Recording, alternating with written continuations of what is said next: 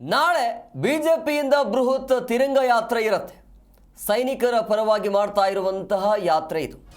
ನಾಳೆ ಸೈನಿಕರ ಪರ ಬಿಜೆಪಿಯಿಂದ ಬೃಹತ್ ತಿರಂಗ ಯಾತ್ರೆ ಬೆಂಗಳೂರಿನ ಮಲ್ಲೇಶ್ವರದಲ್ಲಿ ಬೆಳಗ್ಗೆ 10:30ಕ್ಕೆ ತಿರಂಗ ಯಾತ್ರೆ ಇರುತ್ತೆ. ಈ ಯಾತ್ರೆಯಲ್ಲಿ 2 ಬೃಹತ್ ರಾಷ್ಟ್ರಧ್ವಜಗಳ ಪ್ರದರ್ಶನಕ್ಕೆ ಸಿದ್ಧತೆ ಮಾಡಿಕೊಳ್ಳಲಾಗ್ತಾ ಇದೆ. 9 ಅಡಿ ಅಗಲ 1500 ಅಡಿ ಉದ್ದದ ರಾಷ್ಟ್ರಧ್ವಜದ ಮೆರವಣಿಗೆ ಇರುತ್ತೆ. ಯಾತ್ರೆಯಲ್ಲಿ ಸುಮಾರು 10,000 ಜನರನ್ನು ಸೇರಿಸುವ ಪ್ಲಾನ್ ಇದೆ. ಸೊ ನಾಳೆನೇ ಅದೆಲ್ಲವೂ ಕೂಡ ಸಿದ್ಧತೆ ಅಂತೂ ನಡೀತಾ ಇದೆ.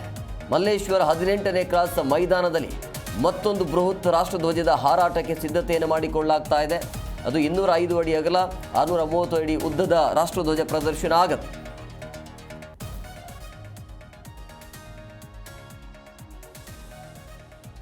ತಿರಂಗ ಯಾತ್ರೆಯಲ್ಲಿ ಸುಮಾರು 10,000 ಜನರನ್ನು ಸೇರಿಸಲು ಸಿದ್ಧತೆಯನ್ನು ಮಾಡಿಕೊಳ್ಳಲಾಗ್ತಾ ಇದೆ.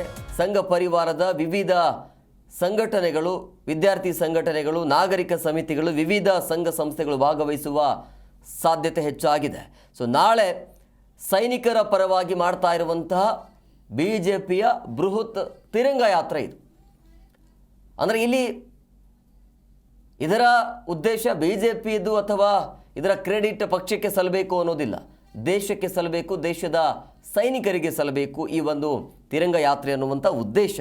ಸೊ ಬೆಂಗಳೂರಿನ ಮಲ್ಲೇಶ್ವರಂನಲ್ಲಿ ಬೆಳಗ್ಗೆ 10:30ಕ್ಕೆ ತಿರಂಗ ಯಾತ್ರೆ ಇರುತ್ತೆ.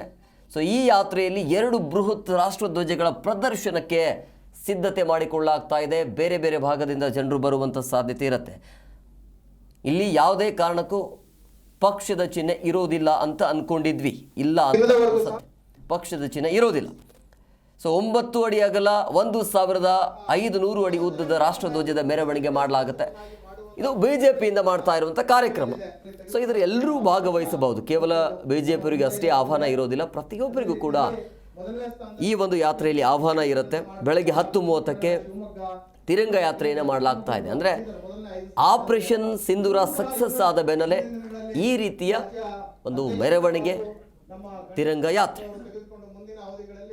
ಯಾವ ರೀತಿಯಾಗಿ ಮುಂದಿನ ದಿನಗಳಲ್ಲಿ ನಾವು ಮಾಡಬೇಕಾಗಿದೆ ಅನ್ನುವಂಥ ಬಹುದೊಡ್ಡ ಕೆಲಸವನ್ನು ನಮ್ಮ ಮಾಡೋರಿದ್ದಾರೆ.